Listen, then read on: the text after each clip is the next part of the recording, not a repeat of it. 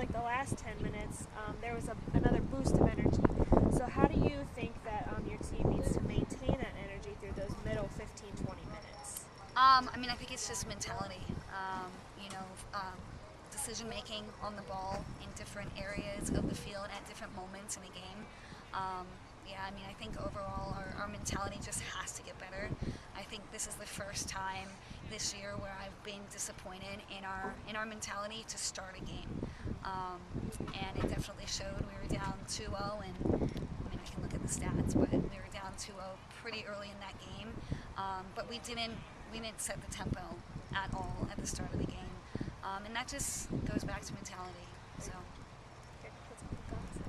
I just wanted to ask you real quick about the keepers. I know, the stats don't reflect it, but it didn't feel like Cadell in the first half was really at fault on a couple of those, and then Denley made some big saves in the second. Could you just talk about their play overall? Yeah, honestly, I think a lot of times you have to go back to video to really see how goals happen. Where did we break down? Did it start in the midfield? Did it come off one of our mistakes?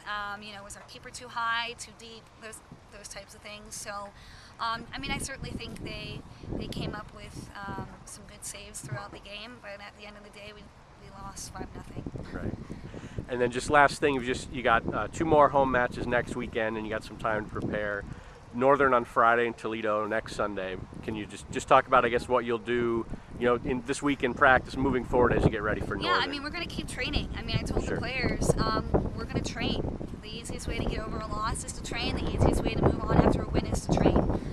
So we're not missing out on those moments to step on the field and get better, technically and tactically, but also mentality-wise. I think the past 2 weekends on our Friday games, we've put a lot of emotion, a lot of work, a lot of grind into those Friday games, and we haven't walked away with the result we necessarily are seeking.